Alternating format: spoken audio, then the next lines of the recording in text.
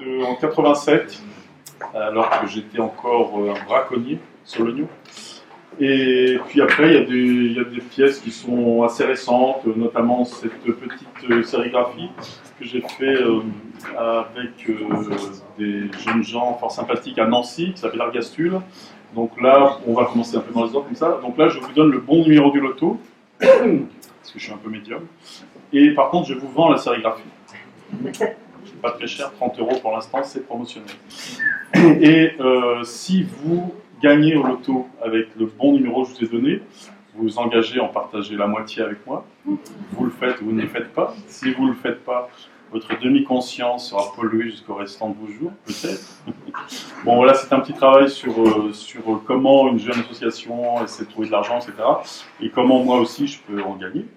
Tout évidemment est fait en liquide, hein, parce que c'est un peu interdit tout ça.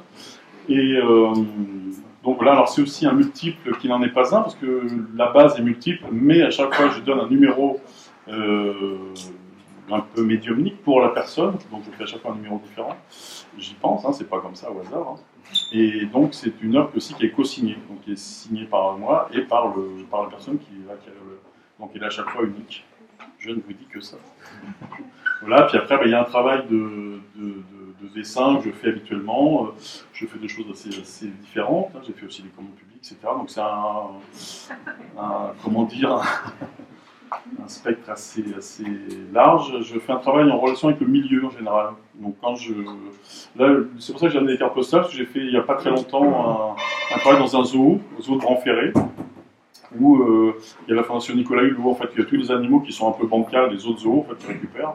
Et donc j'ai fait un petit cabinet curieux, donc une serre avec dedans des objets que les gens pouvaient regarder comme ça à travers la vitre. C'est-à-dire que c'était pas une exposition, mais ça travaillait sur la curiosité des gens. Donc c'était pas marqué grande exposition, machin. C'était cette petite serre comme ça, posée dans un endroit agréable, et les gens venaient, ils disaient bah, c'est quoi ce truc, et ils regardaient voilà, à partir de ça. Et étant dans le lieu, je sais pas, 8, 10, 15 jours, j'ai fait quelques photos et on a fait des cartes postales en fait, que les gens peuvent acheter à la fin du parcours. Par exemple, pour des choses comme ça. Donc, évidemment, tout le monde pense à cadérer. Moi, au début, pas du tout, mais après, oui. Ce qui m'a fait faire ça, c'est de voir ce lémurien avec cette queue, avec des bandes. Donc, je me suis dit, bah, tiens, ça pourrait être marrant qu'il prenne conscience de son espace, l'espace qu'il y a derrière lui, qu'il ne voit pas très souvent, finalement. Bon, enfin, voilà, donc c'est des choses comme ça que les gens peuvent acheter au même prix que les cartes postales du zoo, c'est-à-dire là-bas 50 centimes. Ici, c'est 9 €.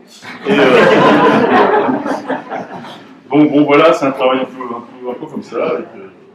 Alors oui, là, c'est comme c'était pour être dans le thème. J'avais acheté un petit vanneau en plastique chez Decathlon. Je me suis dit, tiens, je sais pas quoi faire avec ça. Et du coup, je l'ai coupé en deux. Et donc, on a une sorte de canard, j'ai enlevé le bec, une sorte de canard qui donne un enseignement au demi-vanneau, enfin au vanneau intérieur. Et puis, il n'y a pas longtemps, j'ai trouvé aussi dans un journal chinois qui s'appelle OVNI, quelqu'un qui présente un cochon d'un côté et de l'autre. En vrai, c'est une petite anecdote comme ça. Bon, voilà, je ne sais pas trop. C'est à peu près tout. Mais si vous avez des questions, vous êtes bienvenus. Tu vis toujours à la campagne? Oui, un peu à la campagne, entre autres, ouais, beaucoup dans la voiture. Et j'ai une monographie qui va sortir chez Actes Sud dans pas longtemps, je vous dis ça au cas où. À 29 €. Voilà, quoi d'autre? Un petit hommage à Henry Thoreau, Valden au dans les bois, la maison près du lac. Voilà. C'est tout.